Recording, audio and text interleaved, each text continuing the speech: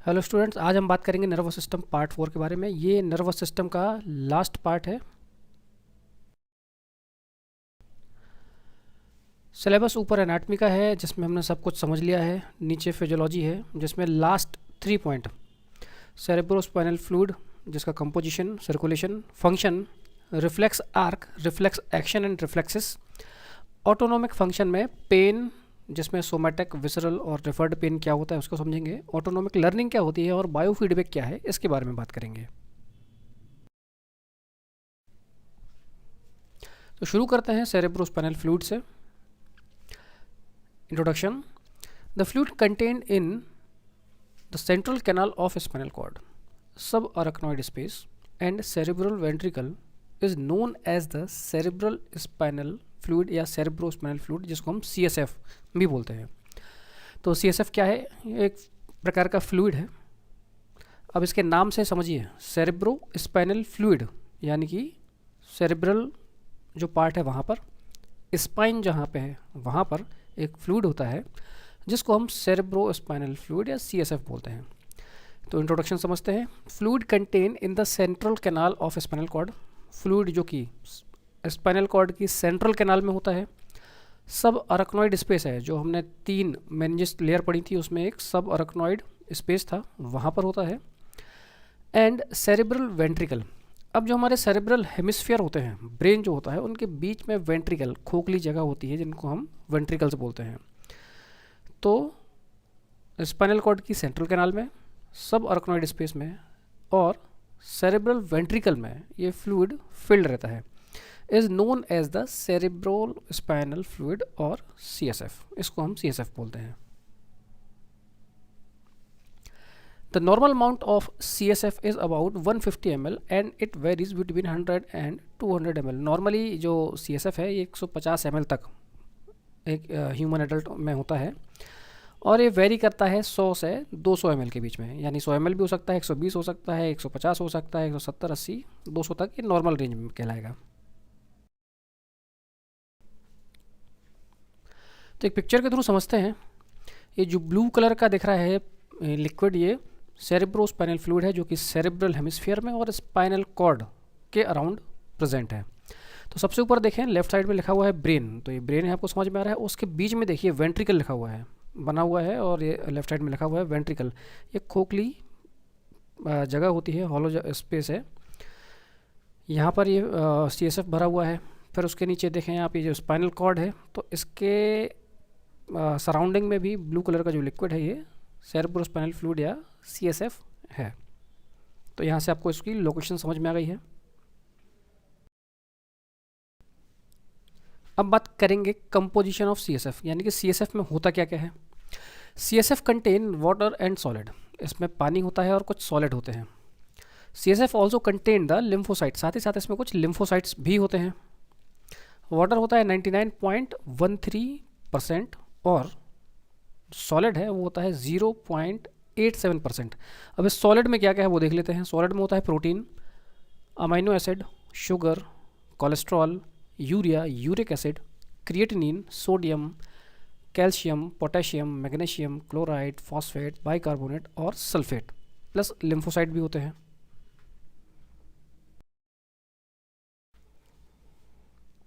Circulation of CSF, यानी कि जो CSF बनता है और उसका वे क्या है, कहाँ से कहाँ तक जाता है। पहले फ्लो चार्ट से समझ लेते हैं। Major quantity of CSF is formed in the lateral ventricle. अब हमने जो एक पिक्चर देखी थी उसमें वेंट्रिकल आपने देखा था, तो वहाँ पर जो सबसे ऊपर पार्ट है वेंट्रिकल में उसको हम बोलते हैं लेटरल वेंट्रिकल। ये लेफ्ट और राइट दोनों साइड होते हैं। तो जो मेजर क्वांटिटी ऑफ CSF है वो बनती है लेटरल वेंट्रिकल में। उसके बाद and passes through the foramen of Monro into the third ventricle. Lateral ventricle से ये थर्ड वेंट्रिकल में आता है थ्रू फोरामेन ऑफ मोनरो। उसके बाद from third ventricle it passes to the fourth ventricle through the cerebral aqueduct. अब third से ये फोर्थ वेंट्रिकल में जाएगा, कैसे? थ्रू सेरेब्रल एक्वेडक्ट से। From fourth ventricle the CSF passes to the subarachnoid space of the cerebrum and vertebral canal. Fourth ventricle से फिर ये CSF कहाँ पे जाएगा, सब अरेक्नॉइड स्पेस जो सेरेब्रम के चारों तरफ है, और जो वर्टिब्रल कैनाल है जहाँ पर स्पाइनल कॉर्ड गई हुई है वहाँ पर।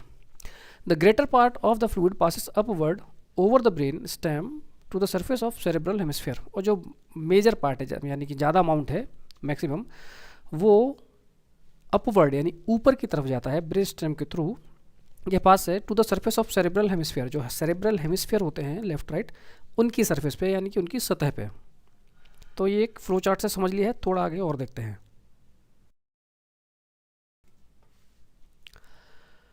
सिक्रीशन, तो ये CSF कहाँ से सिक्रेट हो रहा है, कोरोइड प्लेक्सस जिसमें आता है लेटरल, थर्ड और फोर्थ वेंट्रिकल। अब ये वेंट्रिकल्स में ही हमने लास्ट पिक्चर में देखा था, थर्ड फोर्थ कहाँ पे हमें आगे वाली पिक्चर में देखेंगे। तो मेनली जो सिक्रीशन है वो कहाँ से हो रहा है, लेटरल, थर्ड और फोर्थ वेंट्रिकल से, जिनको हम कोरोइड प्लेक्सस भी बोलते हैं। सर्कुलेशन, ये सिक्रीशन हो गया, कहाँ से सिक्रेट हो रहा है। दूसरा सर्कुलेशन, कहाँ से कहाँ तक जाता है, क्या इसका रास्ता है, वे क्या है। तो सर्कुलेशन में है लेटरल वेंट्रिकल, वहाँ से जाएगा थर्ड वेंट्रिकल, वहाँ से फोर्थ वेंट्रिकल, वहाँ से फिर central canal of spinal cord और सब अरेक्नॉइड स्पेस। ज़्यादा टफ नहीं है। लेटरल से कहाँ जा रहा है, थर्ड, थर्ड से फोर्थ, फोर्थ से कहाँ जा रहा है, स्पाइनल कॉर्ड में, और फिर सब अरेक्नॉइड स्पेस यानी कि जो ब्रेन हमारा है, सेरेब्रल हेमिस्फीयर है, उसकी तरफ जाता है।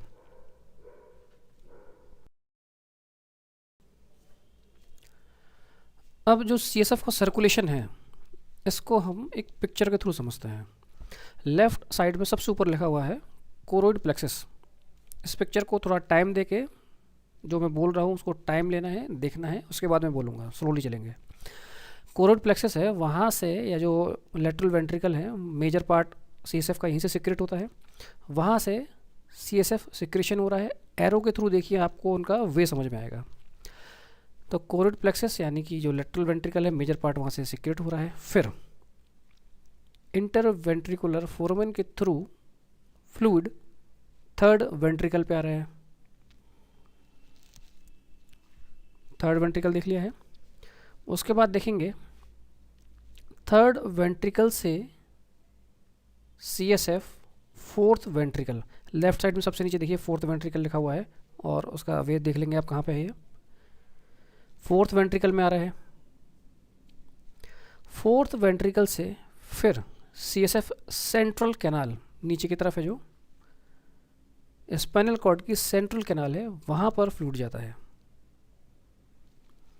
इसके अलावा फिर मेजर पार्ट जो है ये फिर ऊपर सेरेब्रल हेमिस्फीयर की तरफ, या जो हम बोलते हैं सरफेस है ब्रेन की, वहाँ पे जाता है, और सब अरेक्नॉइड स्पेस में फ्लो होता है। अभी सब अरेक्नॉइड और अरेक्नॉइड स्पेस ये सब क्या है ये हमने लास्ट क्लास में समझ लिया है, इसलिए डिटेल नहीं बता रहा हूँ। तो फिर से देखें, कोरोइड प्लेक्सस से मैक्सिमम CSF जो सिक्रेट होता है कोरोइड प्लेक्सस से, लेटरल वेंट्रिकल से सिक्रेट हो रहा है, वहाँ से थर्ड वेंट्रिकल में जा रहा है, थर्ड से फोर्थ में जा रहा है, फोर्थ से फिर सेंट्रल कैनाल जो स्पाइनल कॉर्ड की है वहाँ पे जा रहा है, और जो मेजर पार्ट है वो सेरेब्रल हेमिस्फीयर की तरफ सब अरेक्नॉइड स्पेस में जाता है।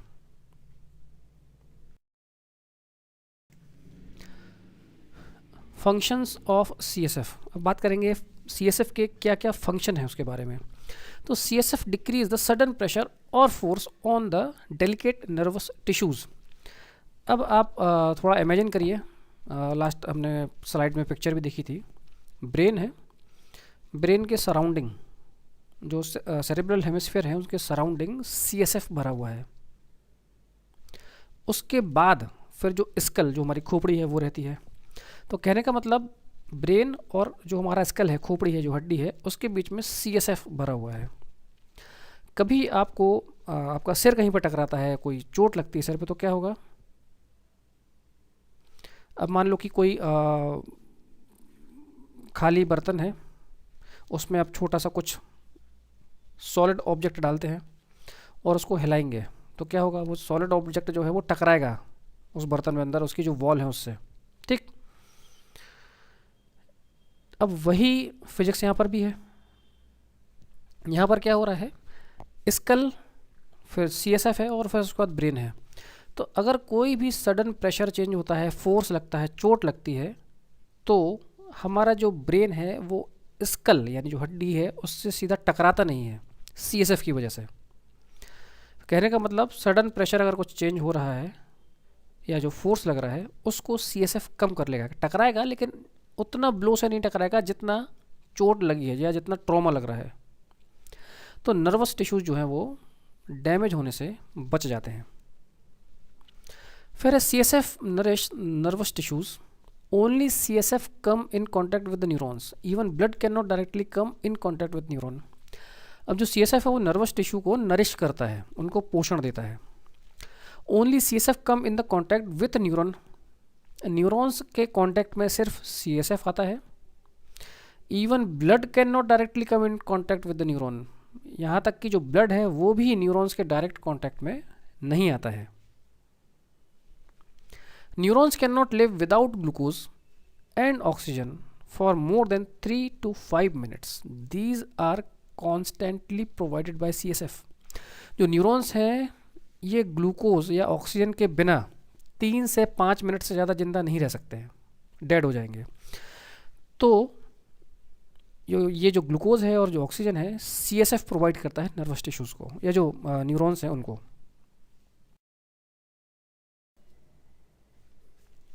Pineal gland secretion reach pituitary gland via CSF। अब पीनियल ग्लैंड क्या है? Pineal gland P shaped gland होती है। पी मतलब मटर के दाने के बराबर या उसके जैसी ग्लैंड होती है जो कि लेटरल वेंट्रिकल है उसके पास में सिचुएटेड होती है। इसका एग्जैक्ट जो जॉब है या काम है या फंक्शन है ये अभी अननोन है, लेकिन जो रिसर्चर हैं उनका ऐसा मानना है या उन्होंने ऐसा अभी तक पाया है कि पीनियल ग्लैंड कुछ हार्मोन्स के सिक्रेशंस का या उनका रेगुलेशन करती है, जिनमें से एक है मेलाटोनिन। मेलाटोनिन का काम क्या है? ये हमारा स्लीप पैटर्न रेगुलेट करता है, हमारा जो सोने का पैटर्न है उसको ये रेगुलेट करके रखता है। तो पीनियल ग्लैंड के जो भी सिक्रेशंस हैं वो CSF में जाते हैं, CSF इन सिक्रेशंस को पिट्यूटरी ग्लैंड तक लेके आता है। एक ये फंक्शन हो गया है। पिट्यूटरी ग्लैंड क्या है हम अभी एंडोक्राइन सिस्टम में जब पढ़ेंगे तब देखेंगे। A major function of CSF is to cushion the brain within its solid wall. तो जो मुख्य काम है CSF का या जो मेन काम है वो क्या है? कुशन प्रोवाइड करना। सबसे बाहर क्रेनियम है, खोपड़ी है, खोपड़ी उसके बाद में CSF है, उसके अंदर ब्रेन है। तो जब भी कोई ट्रॉमा या चोट या कोई डायरेक्ट ब्लो होता है तो जो ब्रेन है वो डायरेक्ट खोपड़ी से नहीं टकराता है क्योंकि बीच में CSF है, फ्लूइड भरा हुआ है। इंटेंसिटी बाहर ज़्यादा है लेकिन अंदर चोट कम से कम लगती है, यानी कि CSF जो है कुशन टाइप या शॉक एब्जॉर्बर का काम करता है, शॉक को एब्जॉर्ब करता है। जैसा कि आप देखें कि जितनी भी 2 व्हीलर्स होती है, बाइक होती है, तो आप देखेंगे कि आगे के टायर से 2 रॉड टाइप निकली रहती है। जब भी किसी गड्ढे में गाड़ी जाती है तो वो जो रॉड है वो थोड़ी आपस में ऊपर नीचे होती है। इसकी वजह से क्या होता है कि जो भी लोग उस गाड़ी पे बैठे हैं, जो भी पर्सन बैठा है, उनको शॉक कम लगता है। वो जो रॉड टाइप स्ट्रक्चर है उसको शॉक एब्जॉर्बर बोलते हैं। वो शॉक को एब्जॉर्ब कर लेते हैं ताकि ऊपर बैठे व्यक्ति को चोट कम से कम लगे या शॉक कम से कम लगे। कभी आप ट्रैक्टर में बैठेंगे तो आपको समझ में आ जाएगा क्योंकि उसमें शॉक एब्जॉर्बर नहीं होते हैं, तो इसलिए उसमें शॉक ज़्यादा लगता है। यही शॉक एब्जॉर्बर का काम CSF करता है। तो ब्रेन को शॉक कम पहुंचता है, झटका कम पहुंचता है। The brain simply floats in the fluid. अब जो ब्रेन है वो इस CSF में सिंपली फ्लोट करता है, नहीं कि तैरता रहता है, इस वजह से चोट कम से कम लगती है। There is no CSF brain barrier, so drug can reach the neurons through CSF। अब CSF और ब्रेन के बीच में कोई बैरियर यहाँ पर नहीं है, इसलिए जो भी ड्रग CSF में हम देंगे तो वो डायरेक्ट न्यूरॉन तक पहुँच सकती है। There is blood CSF barrier, लेकिन ब्लड और CSF के बीच में बैरियर है, ये मिक्स नहीं होते हैं, अलग अलग होते हैं, अलग अलग रहते हैं, इनका स्पेस भी अलग है। ब्लड और CSF के बीच में बैरियर है, इसीलिए there are no antibodies in CNS। तो इसकी वजह से CNS में कोई एंटीबॉडी नहीं होती है। अब एंटीबॉडीज़ कहाँ पाई जाती हैं? ब्लड में। अब ब्लड CSF अलग अलग रहते हैं, इसलिए CSF में किसी भी प्रकार की एंटीबॉडीज़ नहीं पाई जाती है। Making infection of brain very serious entities, इसलिए अगर कभी ब्रेन में इन्फेक्शन होता है तो ये काफ़ी सीरियस कंडीशन हो जाती है। तो ये फंक्शंस हो गए हैं। फैक्ट्स टू रिमेंबर, अब कुछ फैक्ट्स हैं जो हमको याद रखने हैं। CSF is present outside the brain in the subarachnoid space. Brain के बाहर सब अरेक्नोइड स्पेस में CSF प्रेजेंट होता है। Within the brain in its ventricle, और ब्रेन के अंदर जो बीच में हमने देखा था पिक्चर में अंदर वेंट्रिकल्स होते हैं, तो विद इन द ब्रेन ये वेंट्रिकल में होता है, ब्रेन के आउटसाइड ये सब अरेक्नोइड स्पेस में प्रेजेंट होता है। दस the brain is floating in CSF and its weight is not felt by the person. इसीलिए जो ब्रेन है CSF में फ्लोट करता है, तैरता रहता है, और जो पर्सन है उनको उसका वजन समझ में नहीं आता है या पता नहीं चलता है। CSF is present in the central canal of spinal cord and in subarachnoid space around the spinal cord। CSF कहाँ पे प्रेजेंट होता है? Central canal of spinal cord, spinal cord की सेंट्रल कैनाल में, और सब अरेक्नोइड स्पेस में around the spinal cord. Increase formation और decrease absorption और any obstruction in its flow leads to hydrocephalus. अगर नॉर्मल से ज़्यादा फॉर्मेशन हो रहा है या जो एब्जॉर्प्शन है वो कम हो रहा है, या किसी भी वजह से ऑब्स्ट्रक्शन या कोई बीच में ऑब्स्ट्रक्शन आ रहा है इसके फ्लो में, जो हमने सर्कुलेशन देखा था उसमें, तो इन तीनों कारणों की वजह से हाइड्रोसेफेलस नाम की बीमारी जनरेट होती है।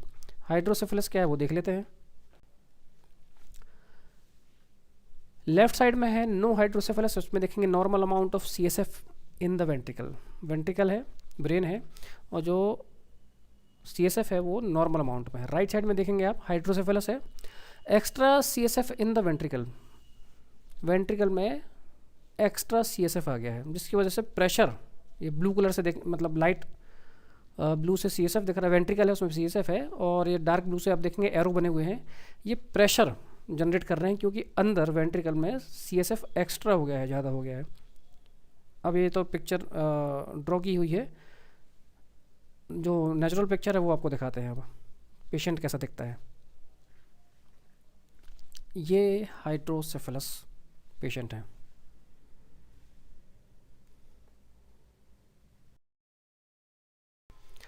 तो ये CSF के बारे में हमने सब जान लिया है। अब हम बात करेंगे रिफ्लेक्स के बारे में। रिफ्लेक्स क्या होता है? Response to a peripheral nervous stimulation that occur without our consciousness is known as reflex activity. कोई भी पेरिफेरल नर्व स्टिमुलेशन आपको मिला, उसके लिए हमारा शरीर जो है या हमारी जो बॉडी है रिस्पॉन्ड करती है, प्रतिक्रिया देती है। That occur without our consciousness, और ये जो प्रतिक्रिया या जो रिस्पॉन्स हमारी बॉडी देती है, ये हमारी कॉन्शियसनेस यानी हमारी चेतना, हम जानबूझ के नहीं करते हैं, ये हो जाता है। ये जो रिस्पॉन्स है इसको हम बोलते हैं reflex activity. It is a type of protective mechanism and it protect the body from damage. अभी एक प्रकार का प्रोटेक्टिव मैकेनिज्म है। प्रोटेक्टिव मैकेनिज्म मतलब आपको सुरक्षित रखने का मैकेनिज्म है। And it protect the body from damage, और ये हमारे शरीर को डैमेज से बचा के रखता है। For example, when the hand is placed on a hot object it is withdrawn immediately. किसी भी गर्म चीज़ को हमारा हाथ टच होता है, अपने आप हाथ पीछे हो जाता है, उसके बाद में हमको मालूम चलता है। ये रिफ्लेक्स है। When a very bright light is thrown into the eye, eyelids closed and people constricted to prevent the damage of retina by the entrance of excessive light into the eyes। जब एकदम से कोई bright light हमारी आँखों के सामने आती है तो हमारी जो पीपल हैं ये कॉन्स्ट्रिक्ट हो जाते हैं, सिकुड़ जाते हैं।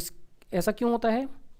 अगर नहीं सिकुड़ेंगे तो जो ब्राइट लाइट पड़ रही है, एक्सेसिव लाइट पड़ रही है, ये हमारे अंदर आँखों के अंदर जाके रेटिना को डैमेज कर सकती है। इसलिए पीपल कॉन्स्ट्रिक्ट हो जाते हैं, ताकि क्योंकि पीपल के थ्रू ही लाइट अंदर जाती है, वो कॉन्स्ट्रिक्ट हो जाते हैं, सकरे हो जाते हैं, जिसकी वजह से लाइट कम से कम अंदर जाए और रेटिना डैमेज होने से बच जाए। ये एक पिक्चर है जिसके थ्रू आप रिफ्लेक्स एक्शन समझ सकेंगे। आपका पैर किसी भी नुकीली चीज़ पे अगर पड़ता है, आप अपने आप उसको ऊपर कर लेंगे, उसके बाद में आपको मालूम चलेगा।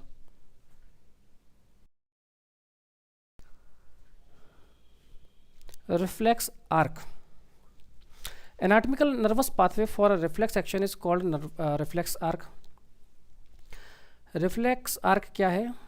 रिफ्लेक्स एक्शन का अगर हम एक एनाटॉमिकल नर्वस पाथवे बनाएं कि पहले क्या हुआ, फिर क्या हुआ, फिर क्या हुआ, तो इस एनाटॉमिकल नर्वस पाथवे को हम रिफ्लेक्स आर्क बोलते हैं।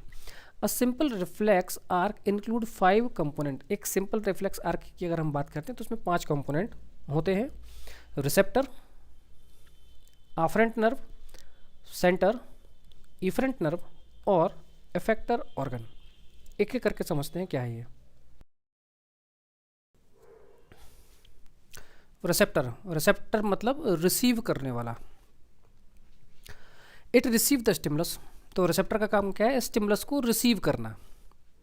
माना कि आपका हाथ किसी गर्म ऑब्जेक्ट को टच कर लेता है, तो उस हाथ में जो रिसेप्टर है उस स्टिमुलस को रिसीव करेंगे। When the receptor is stimulated, impulses are generated in afferent nerve. Receptor जब भी स्टिमुलेट होंगे, इम्पल्स जनरेट होगी आफ्रेंट नर्व में। अब आफ्रेंट नर्व की बात करते हैं। आफ्रेंट और sensory nerve transmit sensory impulses from the receptor to the centre. अब क्या हो रहा है? रिसेप्टर ने सिग्नल लिया है और उस सिग्नल, जो सिग्नल जनरेट हुआ है, स्टिमुलस जनरेट हुआ है, उसको रिसेप्टर से सेंटर तक ले जाने का काम आफ्रेंट नर्व का है। Centre, the centre receive the sensory impulses via afferent nerve fibre. Centre ने क्या किया है? सेंसरी इम्पल्स रिसीव किया है वाया सेंसरी नर्व या आफ्रेंट नर्व फाइबर के थ्रू। एंड इन टर्न, और बदले में क्या कर रहे हैं? It generate appropriate motor impulses. बदले में ये मोटर इम्पल्स को जनरेट कर रहे हैं। The centre is located in the brain और स्पाइनल कॉर्ड। अब ये जो सेंटर है ब्रेन और स्पाइनल कॉर्ड में लोकेटेड होते हैं या सिचुएटेड होते हैं?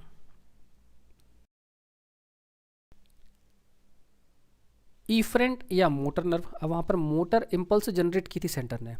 इफरेंट और motor nerve transmit motor impulses from the centre to the effector organ.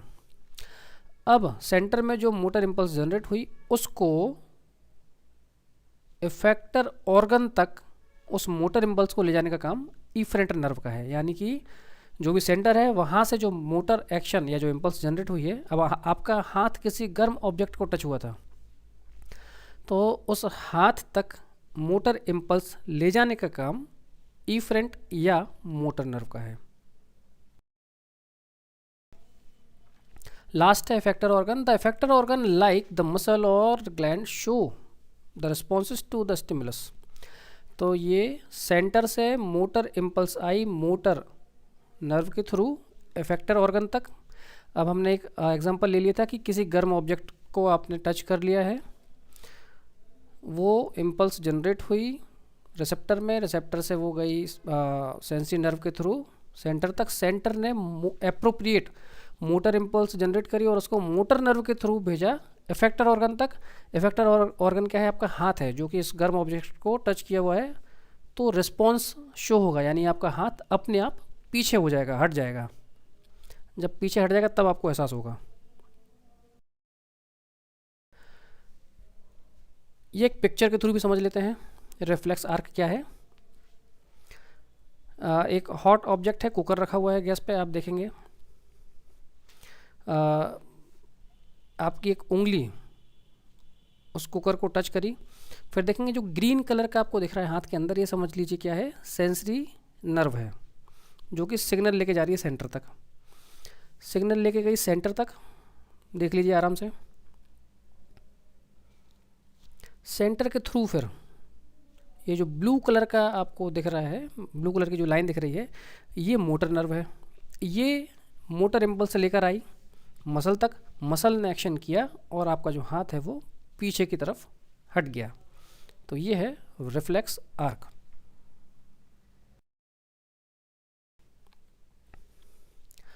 अब हम बात करेंगे टाइप ऑफ रिफ्लेक्सेस के बारे में। रिफ्लेक्सेस कितने प्रकार के होते हैं? तो जिसमें सबसे पहले है superficial reflex, deep reflex, visceral reflex, pathological reflex और रिफ्लेक्स इन मोटर न्यूरॉन लीजन।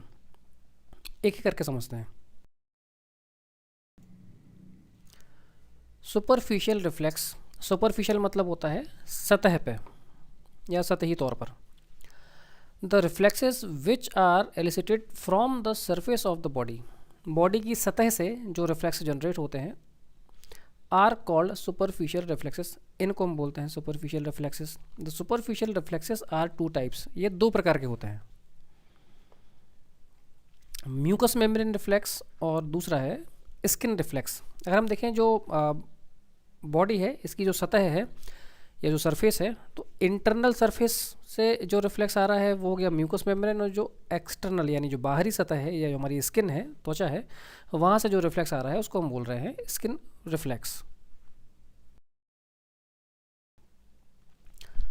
पहला है म्यूकस मेम्ब्रेन रिफ्लेक्स, यानी हम बात करें इंटरनल जो सरफेस है उसके रिफ्लेक्स के बारे में बात हो रही है। Mucous membrane reflex, the mucous membrane reflex arise from the mucous membrane, ये म्यूकस मेम्ब्रेन से अराइज होता है। क्यूटिनस रिफ्लेक्स या जिसको हम बोलते हैं skin reflex are elicited from the skin by the stimulation of cutaneous receptor. Cutaneous reflex या जिसको हम स्किन रिफ्लेक्स भी बोलते हैं, ये स्किन से जनरेट होते हैं by the stimulation of cutaneous receptor. जो स्किन है वहाँ पर कुछ क्यूटिनस रिसेप्टर होते हैं, उनको रिसीव कर, वो सिग्नल को रिसीव करते हैं, जो स्टिमुलेशन है उसको रिसीव करते हैं।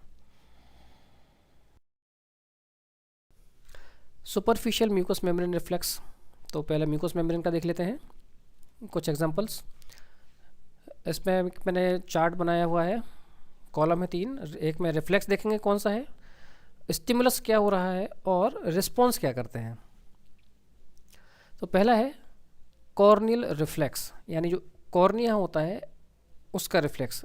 तो स्टिमुलेशन क्या है, क्या स्टिमुलेट करता है इसको, इरिटेशन ऑफ कॉर्निया, कॉर्निया में कुछ इरिटेशन होता है तब। रिस्पॉन्स क्या होता है, ब्लिंकिंग ऑफ आई, हमारी आँख जो ब्लिंक करती है, झपकती है। दूसरा है conjunctival reflex, irritation of conjunctiva, conjunctiva में अगर कोई इरिटेशन होता है तब ये रिफ्लेक्स जनरेट होता है। रिस्पॉन्स क्या होता है इसमें, ब्लिंकिंग ऑफ आई, इसमें भी हम पलक झपकते हैं। तीसरा है नेजल रिफ्लेक्स, जो नेजल या हमारी जो नोज़ है उसकी जो म्यूकस मेम्ब्रेन है उसमें अगर कुछ इरिटेशन होता है तो क्या होता है, रिस्पॉन्स स्नीजिंग, हमको छींक आती है। तो ये 3 म्यूकस मेम्ब्रेन रिफ्लेक्स के एग्जांपल हो गए। ये कॉर्नियल रिफ्लेक्स का एक एग्जांपल है, इसमें हम चेक भी करते हैं कॉर्नियल रिफ्लेक्स से कि रुई का फाहा लेके आँख के पास, कॉर्निया के पास हम टच कराते हैं तो आँख अपने आप झपकती है।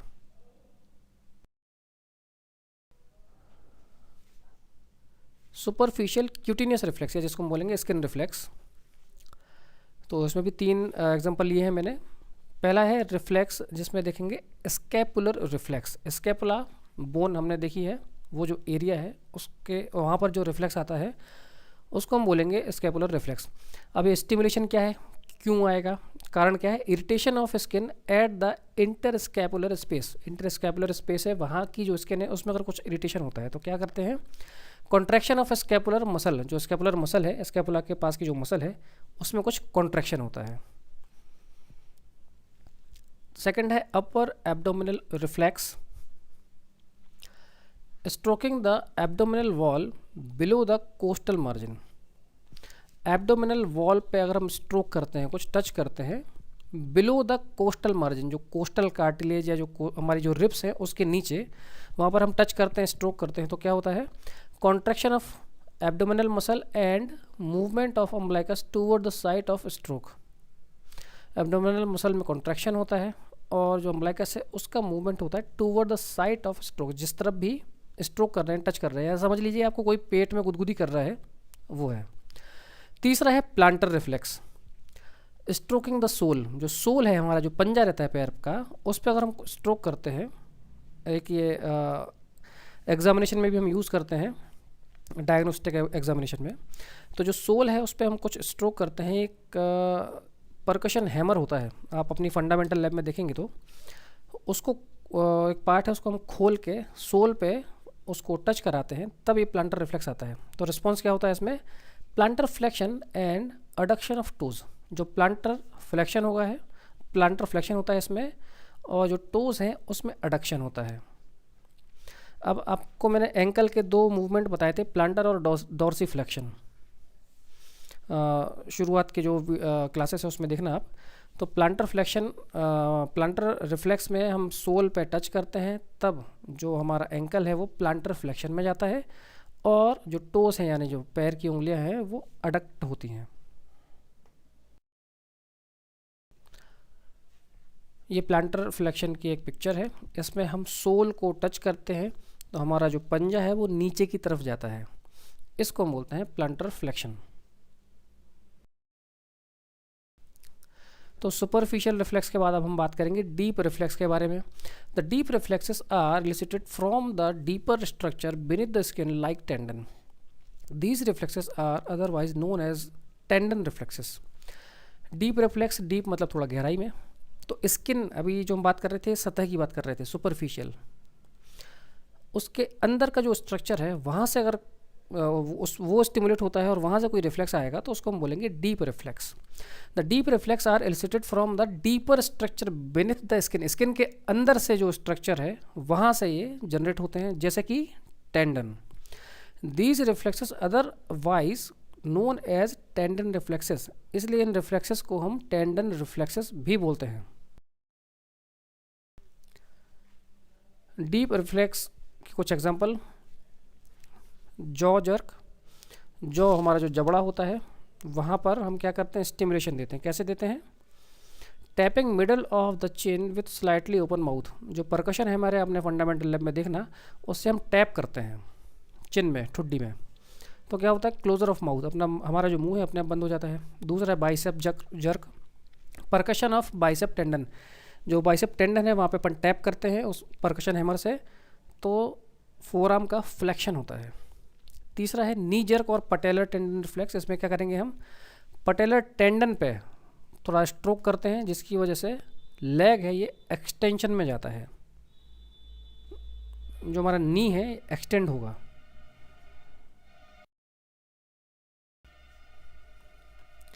ये जो पिक्चर है ये नी जर्क चेक कर रहा है।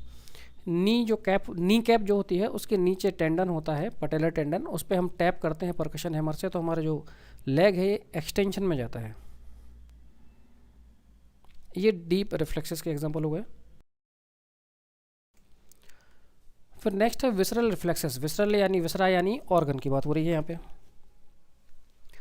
Visceral reflexes are arising from the people and the visceral organ. Visceral reflexes क्या है, ये अराइज होते हैं कहाँ से, पीपल से, जो आई में होता है, आँख में, और जो विसरल ऑर्गन है वहाँ से। विसरल रिफ्लेक्सेस आर, ये कौन कौन से हैं, कुछ नाम देख लेते हैं। Pupillary reflexes, oculocardiac reflex, carotid sinus reflex.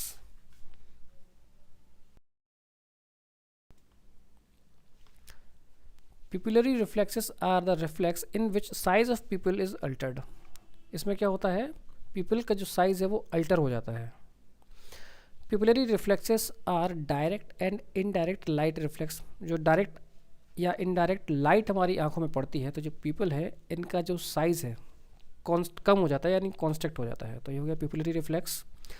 दूसरा था ऑक्यूलो कार्डियक। ऑक्यूलो मतलब आई से रिलेटेड है, कार्डियक मतलब हार्ट से रिलेटेड है। Pressure over eye ball cause decrease in heart rate. Eye ball के ऊपर प्रेशर बढ़ने की वजह से हार्ट रेट कम हो जाता है, इसको हम बोलते हैं ऑक्यूलो कार्डियक रिफ्लेक्स। थर्ड है कैरोटिड साइनस रिफ्लेक्स। एक कैरोटिड आर्टरी होती है उससे रिलेटेड है। Carotid sinus reflex, pressure over carotid sinus. ये कैरोटिड आर्टरी जो हार्ट से निकल के नेक के थ्रू फिर ब्रेन में जाती है ऊपर, तो अगर कैरोटिड साइनस के ऊपर प्रेशर पड़ता है जो कि नेक से निकल रही है गले में, cause decrease in heart rate and blood pressure, तो इसकी वजह से हार्ट रेट और ब्लड प्रेशर कम हो जाता है, इसको हम बोलते हैं कैरोटिड साइनस रिफ्लेक्स। अब पिपलरी रिफ्लेक्स जो हमने देखा था उसका एक एग्जांपल देख लेते हैं। नॉर्मल लाइट में क्या है, पीपल और आइरिस हमको दिख रहा है, नॉर्मल है। इन ब्राइट लाइट, जब रोशनी ज़्यादा है, चमक ज़्यादा पड़ रही है, तो जो पीपल है वो कॉन्स्ट्रिक्ट हो जाता है, सिकुड़ जाता है, ताकि कम से कम रोशनी अंदर इंटर करे, प्रवेश करे और रेटिना को डैमेज ना कर पाए। लेकिन इन डिम लाइट, जब लाइट थोड़ी डिम होती है, जो पीपल है ये डायलेट हो जाता है, फैल जाता है, ताकि ज़्यादा से ज़्यादा जो रोशनी है या जो विजुअल्स हैं वो अंदर जाएँ, रेटिना पर जाएँ और हमको दिखे कि है क्या। फिर नेक्स्ट है pathological reflexes. The reflexes which are seen only in pathological condition, pathological condition मतलब बीमारी वाली कंडीशन में, the reflexes which are seen only in pathological condition, कुछ रिफ्लेक्सेस हैं जो कि पैथोलॉजिकल कंडीशन यानी कुछ बीमारियों में ही देखने को मिलते हैं, उनको हम बोलते हैं pathological reflexes. 3 pathological reflexes are well known. पहला है बाबिन्स्की साइन, दूसरा है क्लोनस और तीसरा है पेंडुलर मूवमेंट। तो बाबिन्स्की साइन में क्या होता है कि जब हमने अभी प्लांटर रिफ्लेक्स के बारे में बात की थी कि सोल को हम स्टिमुलेट करते हैं तो जो पंजा है वो प्लांटर फ्लेक्शन में जाता है, इसको हम प्लांटर रिफ्लेक्स बोलते हैं। लेकिन बाबिन्स्की साइन में क्या होता है कि जब हम इसको स्ट्रोक देते हैं सोल पे तो पंजा जो है वो डॉर्सी फ्लेक्शन में चला जाता है, जो कि एक एबनॉर्मलिटी है। तो बाबिन्स्की हो गया। क्लोनस में क्या होता है, series of rapid and repeated jerky movements. Pendular movement में क्या होता है कि जो हमने अभी नी जर्क के बारे में बात की थी कि पटेलर टेंडन में हम स्ट्रोक करते हैं परकशन हैमर से, तो जो लेग है ये एक्सटेंशन में जाता है, नॉर्मली ऐसा होता है और फिर अपनी पोजीशन में आ जाता है। लेकिन पेंडुलर मूवमेंट में क्या होता है, जब हम स्ट्रोक करते हैं तो पैर एक्सटेंशन में जाता है, फिर पीछे की तरफ जाएगा, फिर आगे की तरफ जाएगा, और जो पेंडुलम होता है घड़ी का उसके जैसा ये झूलता रहता है, फिर थोड़ी देर बाद नॉर्मल हो जाता है। तो इसको बोलते हैं पेंडुलर मूवमेंट। तो ये पैथोलॉजिकल रिफ्लेक्सेस हैं जो कि किसी बीमारी में ही देखने को मिलेंगे। ये है बाबिन्स्की साइन। जो लेफ़्ट साइड में जो पहली पिक्चर है उसमें आप देखिए एक एरो बना हुआ है, लाइन बनी हुई है कि नीचे से आपको ऊपर की तरफ स्ट्रोक करना है। अगर पैर प्लांटर फ्लेक्शन में जा रहा है तो ये नॉर्मल है, कोई समस्या नहीं है। लेकिन ये डॉर्सी फ्लेक्शन में जा रहा है, आगे की तरफ ऊपर की तरफ उठ रहा है, तो ये बाबिन्स्की साइन पॉजिटिव कहलाएगा।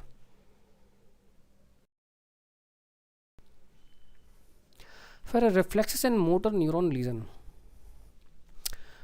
इसमें सबसे पहले है upper motor neuron lesion. During upper motor neuron lesion all the superficial reflexes are lost, the deep reflexes are exerted and Babinski sign is positive. अगर अपर मोटर न्यूरॉन लीजन होता है तो इसमें क्या होगा, सारे सुपरफिशियल रिफ्लेक्स लॉस्ट हो जाते हैं, चले जाते हैं, लेकिन डीप रिफ्लेक्स प्रेजेंट होते हैं। और जो बाबिन्स्की साइन पॉजिटिव होता है, जो अभी हमने लास्ट स्लाइड में देखा है, लास्ट पिक्चर में देखा है। लोअर मोटर न्यूरॉन लीजन अगर होता है पेशेंट को तो during this all superficial and deep reflexes are lost. Superficial और डीप रिफ्लेक्सेस दोनों चले जाते हैं इसमें। अब हम बात करेंगे पेन के बारे में।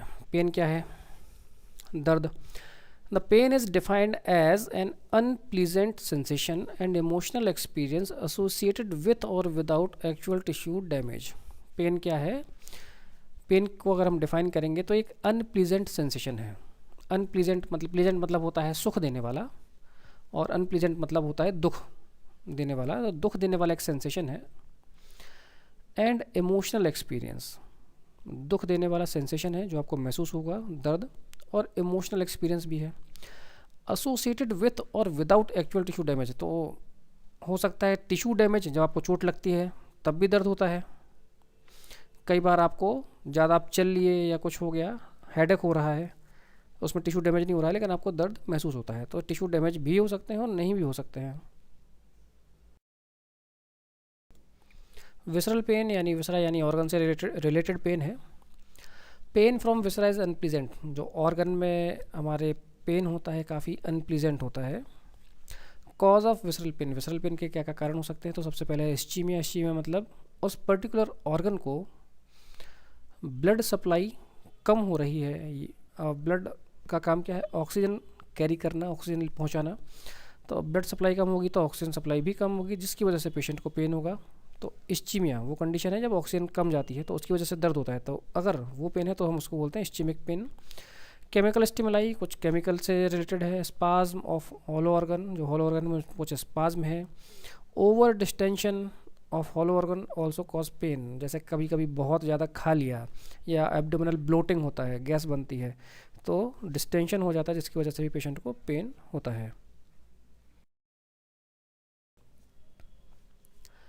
referred pain, the pain sensation produced in some part of the body is felt in other structure away from the place of pain development. This is called referred pain. मतलब ये है कि पेन प्रोड्यूस कहीं और हो रहा है लेकिन महसूस कहीं और हो रहा है. इस कंडीशन को या इस टर्म को हम बोलते हैं referred pain. The deep pain and some visceral pain are referred to other areas but the superficial pain is not referred. जो डीप पेन होते हैं शरीर में अंदरूनी जो दर्द होता है वो, और विसरल पेन जो है या जो विसरा ऑर्गन में जो दर्द होता है ये रिफर्ड होता है अदर एरिया की तरफ. But the superficial pain is not referred. लेकिन जो सुपरफिशियल पेन होता है, सतह पे जो पेन होता है वो रिफर्ड नहीं होता है. कुछ एग्जांपल देख लेते हैं जिससे आपको और अच्छे से समझ में आ जाएगा. Cardiac pain is felt in the inner part of the left arm and left shoulder. Heart में कुछ इशू है, कार्डियक इस्चीमिया टाइप या मायोकार्डियल इंफ्रैक्शन टाइप कुछ कंडीशन हो रही है, तो पेशेंट को हार्ट में पेन नहीं होता है, पेशेंट को दर्द महसूस होता है inner part of left arm. जो लेफ्ट आर्म है उसके इनर साइड में और लेफ्ट शोल्डर में. Pain in ovary is referred to umbilicus. अगर ओवरी में दर्द है तो पेशेंट को, उस पर्सन को अम्लाइकस के पास दर्द महसूस होगा, ओवरी में दर्द पता नहीं चलेगा. Pain in testis is felt in abdomen. Testis में अगर कोई पेन है, चोट लग जाती है तो वो दर्द होता है एब्डोमन में. Pain in diaphragm is referred in right shoulder. जो एब्डोमन और थोरैक्स के बीच में जो सतह होती है जो उनको डिवाइड करती है उसको हम बोलते हैं डायफ्राम. डायफ्राम में अगर कोई पेन जनरेट हो रहा है वो महसूस होता है राइट शोल्डर पे. Pain in gall bladder is referred to epigastric region. Gall bladder में अगर कोई पेन है किसी वजह से तो वो एपिगैस्ट्रिक रीजन में कहीं पे पेशेंट को महसूस होता है. एपिगैस्ट्रिक मतलब एब्डोमिनल रीजन में. Somatic pain. Somatic pain occur when pain receptor in tissue including the skin, muscle, skeleton, joint and connective tissues are activated.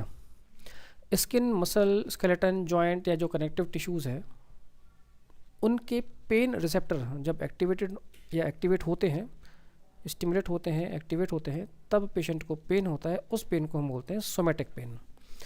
Organ की बात अलग हो गई है जिसको हम लोग बोला है विसरल पेन.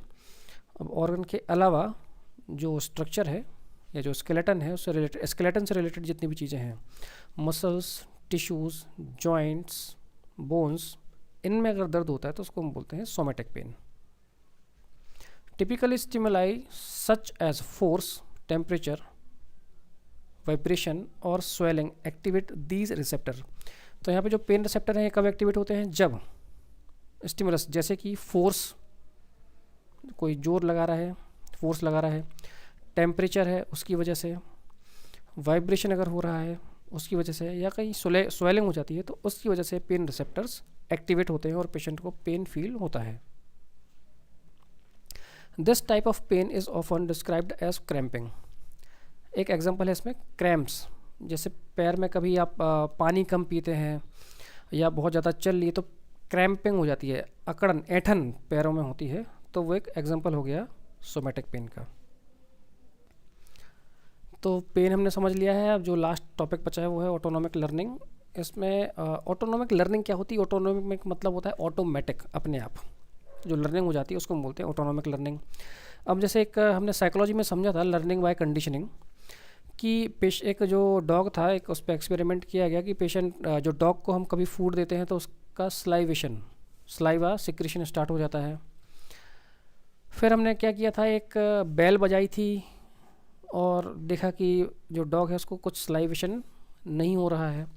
फिर हमने कुछ समय क्या किया, वो बेल बजाई, उसके बाद डॉग को फूड दिया, तो एक कंडीशन अपने आप लर्न हो गई. क्या कि बेल का मतलब खाना, घंटी बजेगी मतलब खाना मिलेगा. तो उसकी वजह से क्या हुआ कि जब भी हमने घंटी बजाई तो जो डॉग था उसका स्लाइवेशन यानी लार्व है ना स्टार्ट हो गया. अब ये ऑटोनॉमिक लर्निंग है, अपने आप सीख जाते हैं.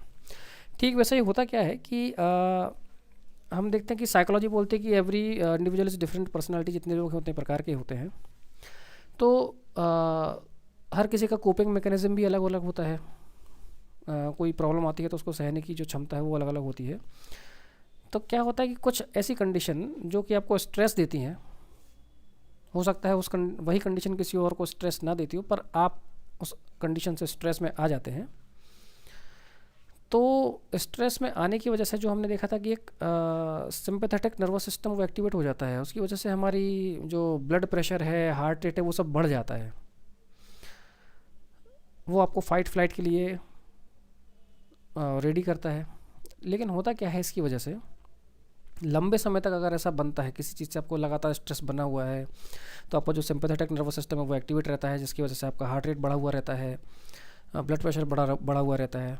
तो थोड़े टाइम के लिए तो ठीक है, लेकिन लंबे समय तक इस प्रकार की कंडीशन बनी रहती है तो आपको कई और बीमारियां होने के चांसेस बढ़ जाते हैं। तो ये हो गया हमारा ऑटोनोमिक लर्निंग, जो अपने आप हम लर्न कर लेते हैं। दूसरा है बायोफीडबैक। बायोफीडबैक क्या है? Biofeedback training can use to reduce activation of sympathetic nervous system. जो भी हम बात कर रहे थे कि सिंपैथेटिक नर्वस सिस्टम को एक्टिवेट होने से रोकने के लिए या एक्टिवेशन को कम करने के लिए हम बायोफीडबैक ट्रेनिंग यूज़ करते हैं। And increase activation of parasympathetic nervous system, और साथ ही साथ जो पैरासिम्पैथेटिक नर्वस सिस्टम है इसको एक्टिवेट करने के लिए। अब हमने जो लास्ट क्लास में बात की थी, तो मैंने उसमें 2 डायग्राम डाले थे। एक में वो 300 मूवी का जो आपको लड़ाई करने के लिए रेडी कर रहा है पैरासिम्पैथेटिक नर्वस सिस्टम, फिर सिंपैथेटिक नर्वस सिस्टम। दूसरा जो मैंने डाला था वो था पैरासिम्पैथेटिक, उसमें एक जो मीम था वो रिलैक्स बॉयस, आपको रिलैक्स करने की कोशिश करता है। तो बायोफीडबैक यही है, इसमें हम ट्रेन करते हैं कि हमारा जो सिंपैथेटिक नर्वस सिस्टम है ये कम एक्टिवेट हो, और जो पैरासिम्पैथेटिक नर्वस सिस्टम है इसका एक्टिवेशन हम बढ़ाते हैं। अब इससे फ़ायदा क्या है? फ़ायदा ये है कि जो सिंपैथेटिक नर्वस सिस्टम है आपका ब्लड प्रेशर, हार्ट रेट सब बढ़ाता है, जो कि लॉन्ग टर्म में आपको काफ़ी नुकसान कर सकता है, आपके शरीर में काफ़ी बीमारी को जन्म दे सकता है, इवन स्ट्रोक तक आ सकता है, पैरालिसिस हो सकता है, ब्लड प्रेशर की दिक्कत हो जाती है, और भी कई डिसीज़ क्रिएट होती हैं लंबे समय तक अगर पैरासिम्पैथेटिक नर्वस सिस्टम एक्टिवेट बना रहता है। इसलिए हम बायोफीडबैक ट्रेनिंग देते हैं ताकि जो पैरासिम्पैथेटिक नर्वस सिस्टम है वो एक्टिवेट हो और आपको वो काम क्वाइट रिलैक्स रखे। इस चीज़ को हम बोलते हैं biofeedback. It is well established that hyperactivation of sympathetic nervous system contribute to disease progression in chronic heart failure। अब ऐसा है कि अगर आपका जो सिंपैथेटिक नर्वस सिस्टम है ये हाइपर एक्टिवेट है तो इसकी वजह से आपको क्रोनिक हार्ट फेलियर होने की संभावना काफ़ी बढ़ जाती है। तो आज हमारा नर्वस सिस्टम कंप्लीट हो गया है। नेक्स्ट जो यूनिट अब हम बात करेंगे वो है सेंसरी ऑर्गन यूनिट 5th। इसका फिजियोलॉजी में यूनिट नहीं है, एनाटॉमी में है, तो उसके बारे में ही हम बात करेंगे। Thank you.